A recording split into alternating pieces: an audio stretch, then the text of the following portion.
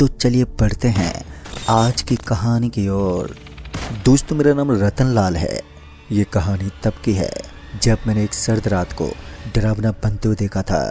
पता नहीं उस रात को ऐसा क्या मंजूर था कि उस काली रात ने मेरी जिंदगी बदल कर रख दी।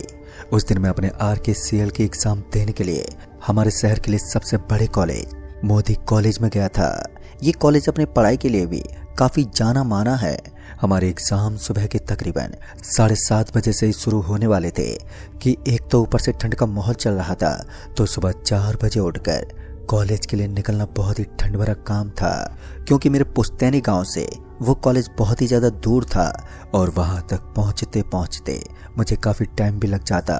लेकिन जैसे तैसे मैं सुबह जल्दी उठा और नहाकर तैयार हो गया।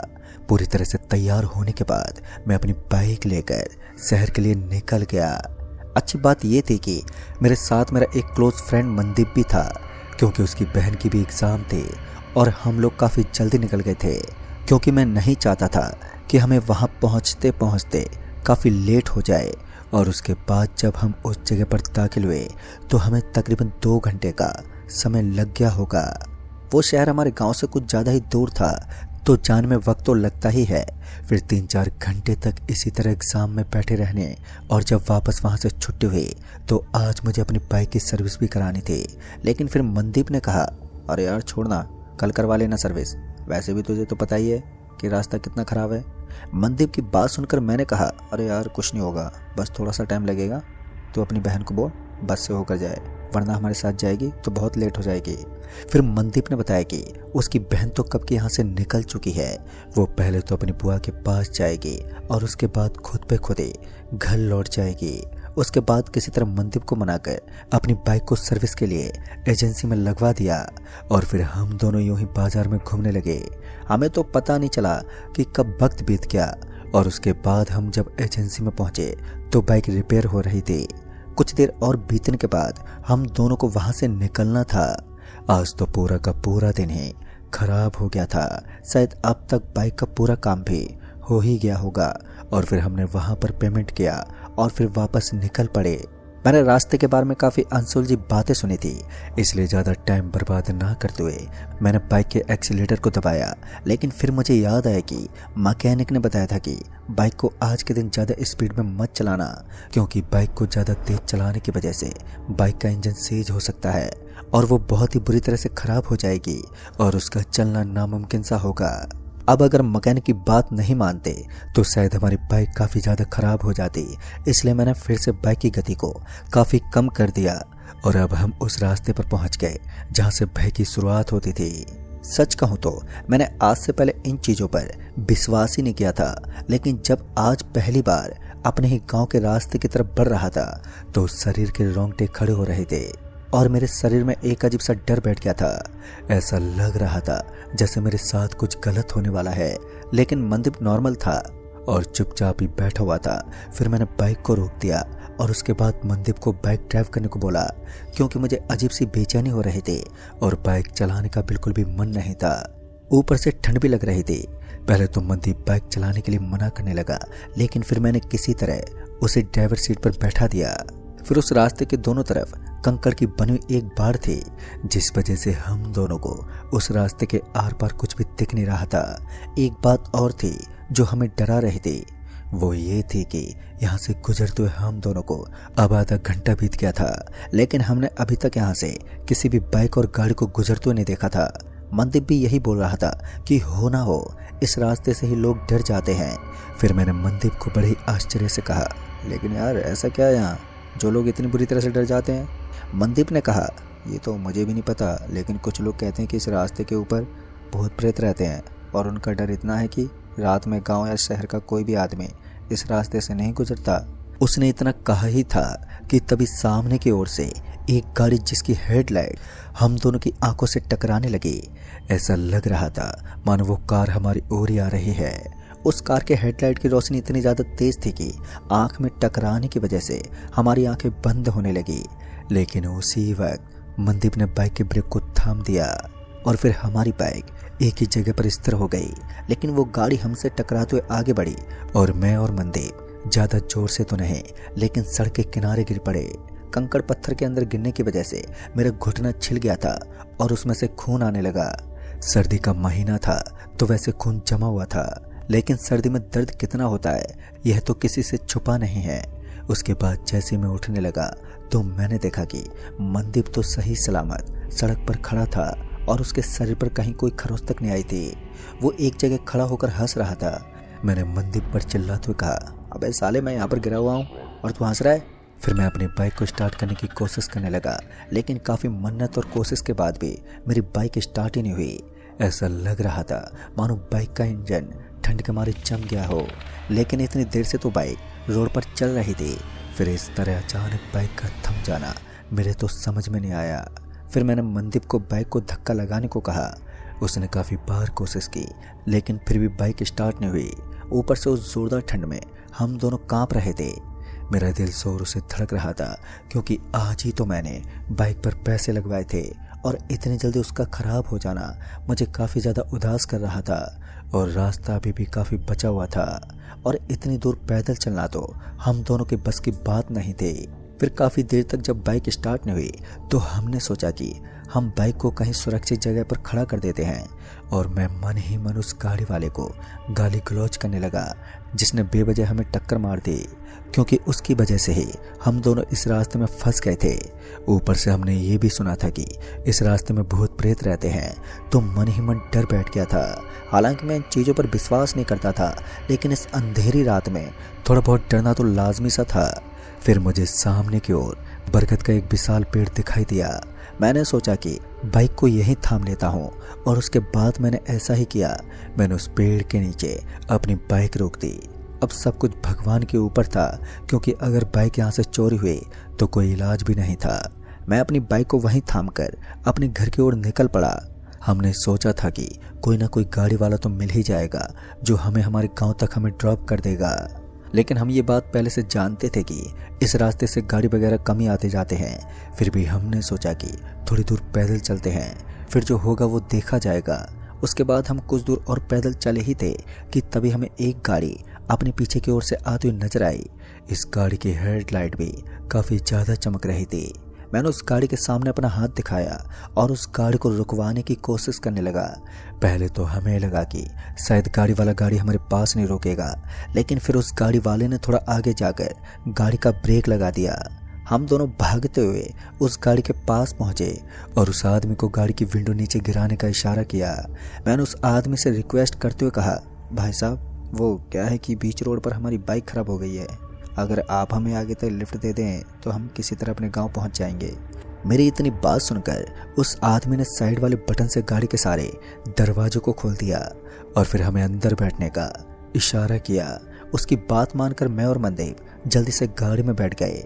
अब हमें लग रहा था कि हम बहुत ही आसानी से अपने गांव तक पहुंच जाएंगे, लेकिन हमें क्या पता था कि आज की रात हमसे कुछ और ही चाहती है। मैं और मनदीप उस आदमी से बात करने की कोशिश कर रहे थे, लेकिन उसने हमें एक बार भी पलटकर जवाब ही नहीं दिया। पता नहीं क्यों, लेकिन उस आदमी का व्यवहार थोड़ा अजीब था। उसके गाड़ी को चलाने का अंदाज या फिर उसकी तमाम हरकतें भी मुझे एक आम इंसान से काफ़ी अलग लग रही थी। कुछ देर तक तो गाड़ी आगे बढ़ती रही, फिर मुझे नींद का झोंका आने लगा और फिर नींद का झोंका आने की वजह से मेरी आंखें बंद होने लगी। उसके बाद ना जाने कब मेरी आंख लग गई, मुझे पता ही नहीं चला। मेरे कानों में गाड़ी चलने की आवाज़ तो आ रही थी, लेकिन फिर गाड़ी को एक बहुत ज़ोरदार झटका लगा और झटका लगने के कारण मेरा सर गाड़ी के आगे वाले पाइप से टकरा गया। साथ ही मनदीप आगे बैठा हुआ था तो वो डिवाइडर से टकराया और उसके बाद मनदीप की ज़ोर से चीख निकल गई। मैं भी चिल्लाया और जब हम दोनों ने अपनी आंखें खोली तो हमने देखा कि हम दोनों किसी जली हुई गाड़ी के अंदर बैठे हुए थे और उस गाड़ी की हालत काफ़ी ज़्यादा बिगड़ी हुई थी। ऐसा लग रहा था मानो उस गाड़ी का एक्सीडेंट हुए आज काफ़ी साल बीत गए हों और फिर भी हम उसके अंदर सवार हैं। एक समय के लिए तो मेरा दिमाग ही घूम गया, क्योंकि ना ही तो उस गाड़ी के अंदर मुझे वो आदमी नज़र आ रहा था और ना ही ये गाड़ी उस हालत में थी जिस हालत में हम बैठे थे। किसी तरह हम दोनों उस खटारा गाड़ी के दरवाजे को लात मारते हुए बाहर निकल गए और जब हम बाहर निकले तो हमने देखा कि हम किसी शमशान जैसी जगह पर खड़े थे। देखने में ये किसी कच्ची रोड की तरह लग रही थी और इसी बीच मेरी नज़रें एक चौराहे पर पड़ी तो मैंने देखा कि वहाँ एक लोटा रखा हुआ था और उसके अंदर कुछ था। पता नहीं क्यों, लेकिन ये सब चीजें मुझे काफी अजीब लग रही थी। इसी बीच मनदीप ने कहा, अबे साले, मैंने तेरे को बोला था ना जल्दी निकल जा, लेकिन तूने मेरी बात ही नहीं मानी। तो मैंने मनदीप को कहा, भाई बकवास करने का समय नहीं है, हमें यहाँ से निकलना होगा। जरूर हम किसी ऊपरी शक्ति के चक्कर में फंस गए हैं, और हाँ, चल हम उस चौराहे के चारों ओर देखते हैं। उसके बाद मैं और मनदीप उस चौराहे के पास पहुंचने ही वाले थे कि हमारे पीछे से आवाज आई, अरे ओ भाई साहब, उसी रास्ते से जाना जहाँ से जिंदा बच जाओ। जब हमने पलट तो पीछे की तरफ देखा तो ये वही आदमी था जो कुछ देर पहले गाड़ी चला रहा था। मुझे उस आदमी को देखकर उस पर बहुत जोर का गुस्सा आ रहा था, लेकिन मेरा वो गुस्सा एक ही पल में पूरी तरह से बदल गया जब उस आदमी ने अपनी गर्दन अपने ही धड़ से अलग करके जमीन पर रख दिया तो मैं पूरा अंदर तक कांप गया। तभी मनदीप ने कहा, चल यार भागते हैं यहाँ से। फिर हम दोनों उस चौराहे में रखे हुए उस सफ़ेद कलर के लोटे के पास पहुंचे तो हमने देखा कि उसके अंदर किसी की अस्थियां थी, लेकिन फिर हमने उस लोटे के ऊपर ज़्यादा ध्यान ही नहीं दिया और भागते हुए वहाँ से निकल गए। अभी हम कुछ दूर आगे भाग ही रहे थे कि अचानक से हमें उस रास्ते में बड़े बड़े और लंबे लंबे सींग वाले कुछ जानवर नजर आए। उन्हें देखते मुझे एहसास हो गया कि ये राक्षस हैं और हम दोनों को कभी भी निपटा सकते हैं, इसलिए हम दोनों वहीं थम गए। वैसे तो मैं इस रास्ते से आता जाता रहता था, लेकिन आज तक मैंने ना ही तो इस चौराहे को देखा था और ना ही यहाँ की अजीब अजीब चीज़ों को। फिर मैंने मनदीप से पूछा तो मनदीप ने बताया कि हमारे गांव और शहर के बीच ये रास्ता भी आता है, लेकिन ये उस मोड़ से सटा हुआ है। खासकर इस रास्ते पर दिन में भी कोई नहीं जाता क्योंकि इस चौराहे को भूतों का अड्डा माना जाता है। लेकिन अब मुझे ये समझ में नहीं आ रहा था कि अब यहाँ से निकले तो कैसे निकले, क्योंकि यहाँ चारों तरफ अजीब अजीब चीजें थी। तभी किसी के कदम पटकने की आवाज ने मेरे दिल की धड़कनों को एकदम से बढ़ा दिया।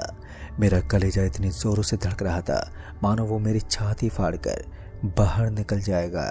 और इसी बीच मेरे कान के पास से कोई बहुत ही तेजी से गुजर गया। मैंने तुरंत ही सब तरफ पलट कर देखा तो मैंने पाया कि मनदीप मेरे आजू बाजू में नहीं था। मात्र 1 सेकंड पहले ही वो मेरे बगल में खड़ा होकर मुझसे बात कर रहा था, और मनदीप को अपने साथ ना देखकर मैं तो और भी ज़्यादा डर गया। तभी मुझे आवाज़ आई, भाई बचाओ, मुझे ये लोग मार देंगे। और जब मैंने पलटते हुए देखा तो इस बार मैंने देखा कि किसी ने मनदीप की टांगों को पकड़ के रखा है और उसे घसीट रहा था। मनदीप को इस हालत में देखकर मैं उसके पीछे भागने ही वाला था कि अचानक ही पीछे से एक और आवाज़ आई, भाई भाई मैं इधर हूँ, मुझे बचा ले, वरना ये मुझे खा जाएंगे। जब मैंने एक बार फिर पीछे देखा तो मुझे मनदीप ही नजर आया, और फिर तीसरी दिशा से भी मुझे यही आवाज आई। सारा का सारा खेल माया जाल का था। हम दोनों बुरी तरह फंस गए थे। मैं चाहकर भी मनदीप की मदद नहीं कर पा रहा था, कहीं मनदीप को कुछ हो ना जाए, यही टेंशन मुझे खाए जा रही थी। फिर अचानक वहां जोरों की हवा चलने लगी और उसके 1 सेकंड के बाद ही मेरी आंखों में धूल गिर गई। चारों तरफ नजर आने वाले मनदीप के बहरूपी एकदम से गायब हो गए और मनदीप की आवाज आना भी अब बंद हो गई। ऐसा लग रहा था मानो सब कुछ एकदम से शांत हो गया है, पर अब चारों तरफ गहरा सन्नाटा पसर गया था। लेकिन मुझे क्या पता था कि अब जो होने वाला था वो मेरी सोच से भी परे था। पता नहीं क्यों, लेकिन अचानक से मुझे ऐसा लगने लगा कि एक साथ कई सारे लोग भागते हुए मेरी ओर आ रहे हैं। लेकिन हैरान की बात तो ये थी कि मुझे सिर्फ कदमों की ही आहट आ रही थी और बाकी चारों तरफ का नज़ारा तो एकदम खामोश था। कहीं कोई परिंदा भी नजर नहीं आ रहा था। इंसान तो दूर की बात थी, अभी भी वहाँ हवा अपने जोरों से चल रही थी। जब मुझे मनदीप कहीं भी नजर नहीं आया तो मेरे दिल में एक डर सा बैठ गया था। आखिर वो गया तो गया कहाँ, और इस चीज ने मुझे इतना बड़ा सदमा दे दिया था कि मैं वहीं पर बैठ गया। फिर से मुझे एक आदमी की आवाज़ आई, अगर अपने दोस्त को ढूंढना चाहते हो तो इस चौराहे के बीचों बीच पड़े इस लोटे को लेकर बगल के शमशान घाट के सामने जो काला पानी का तालाब है, वहीं पर तुम्हें इन अस्थियों को बहाना होगा। अगर तुम ऐसा नहीं कर पाए तो फिर तुम्हारा दोस्त हमेशा हमेशा के लिए सो जाएगा और साथ ही तुम भी अधमरी अवस्था में चले जाओगे।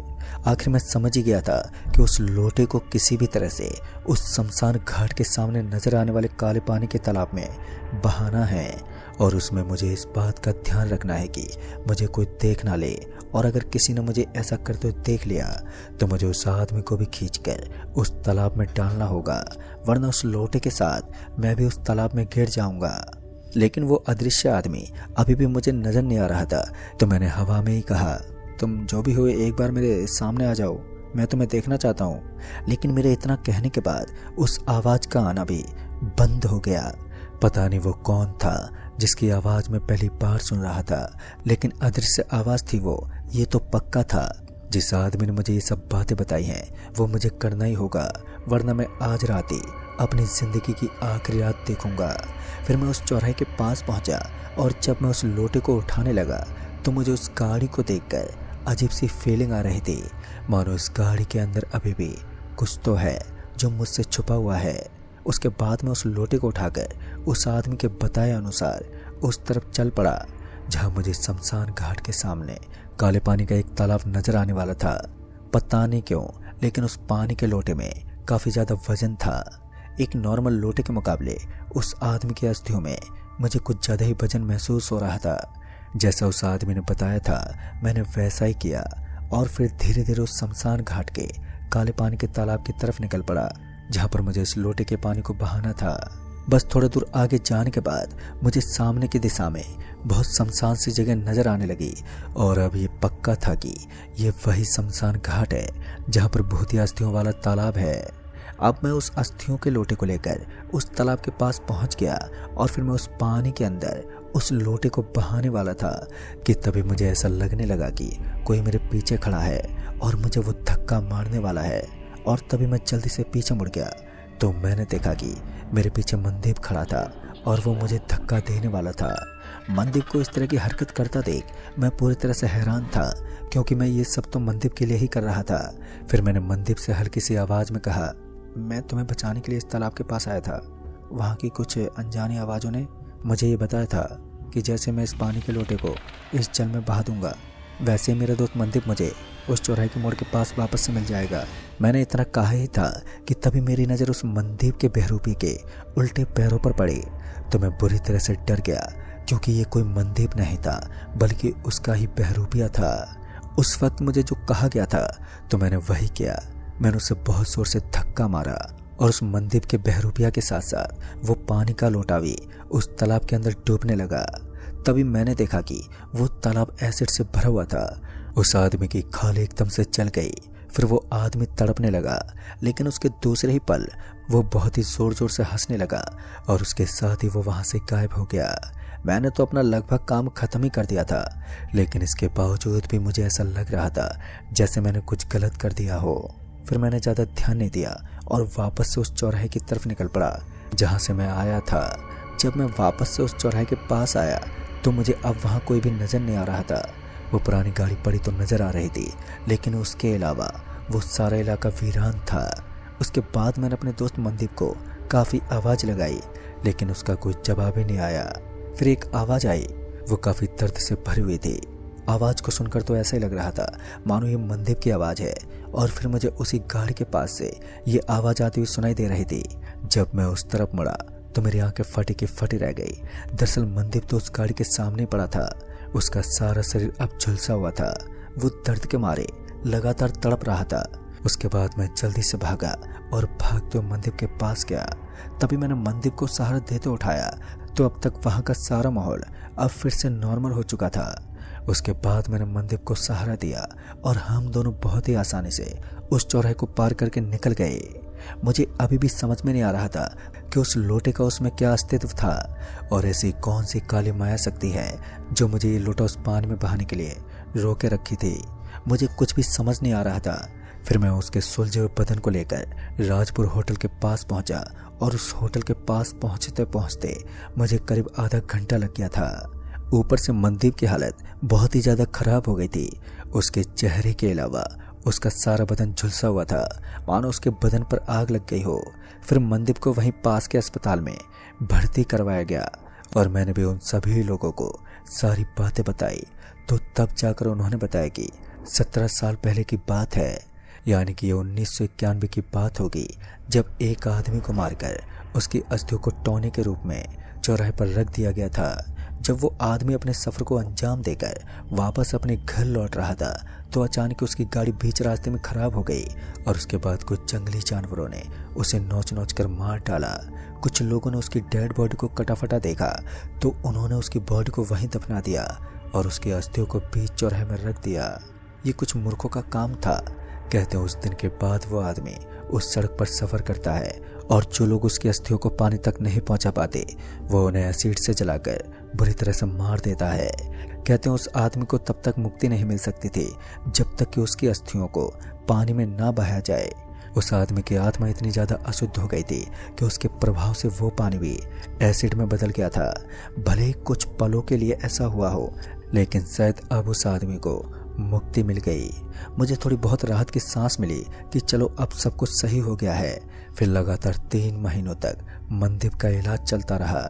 दोस्तों, कहते हैं कभी कभी हमारी छोटी मोटी गलतियां हमें किसी बड़ी मुसीबत में डाल देती हैं, लेकिन हमें वो गलतियां कभी नहीं करनी चाहिए जिसके लिए पूर्वज हमें सावधान करते हैं। इस घटना से मैं सिर्फ इतनी सीख ले सकता हूँ कि कभी भी किसी की बात को टालना नहीं चाहिए। एक बार दिमाग में बैठाकर उस पर विचार तो जरूर करना ही चाहिए। तो दोस्तों, इस कहानी में बस इतना ही। कहानी आपको पसंद आई हो तो वीडियो को लाइक शेयर ज़रूर कर दें और साथ ही हमें नीचे कमेंट बॉक्स में ज़रूर बताएं। जल्द ही मिलूंगा ऐसी एक और नई कहानी के साथ। तब तक के लिए बाय एंड टेक केयर।